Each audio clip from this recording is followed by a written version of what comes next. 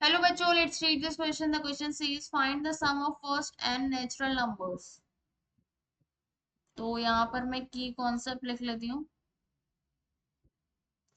क्या है हमारा इस क्वेश्चन का की कॉन्सेप्ट कि sum of n terms of N AP is equal to n by two A plus n minus one into D.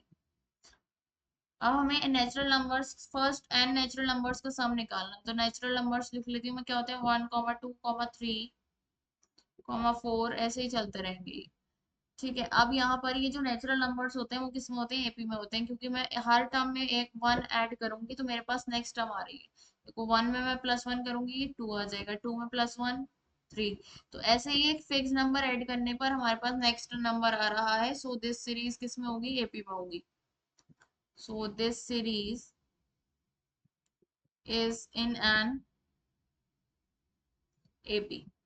ये एपी में है. तो एपी में सम ऑफ एन टर्म्स क्या होता है? ये होता है. इसका फर्स्ट टर्म क्या है? वन है. और common difference d is equal to A two minus A one. ये कितना आएगा मेरे पास? Two minus one. तो d की वैल्यू भी हमारे पास क्या आ रही है? वन के बराबर आ रही है. ठीक है. और नंबर ऑफ टर्म्स तो n ही है. अब हम निकाल लेते हैं sum of n terms of sum of first n natural numbers is S N is equal to n by two A two into one plus n minus one. और d कितना है? वन. तो ये क्या आ जाएगा मेरे पास? n by two plus n minus one. ये आ गया मेरे पास n by two n plus one. ये क्या है? Sum of n terms, sum of first and natural numbers. Okay.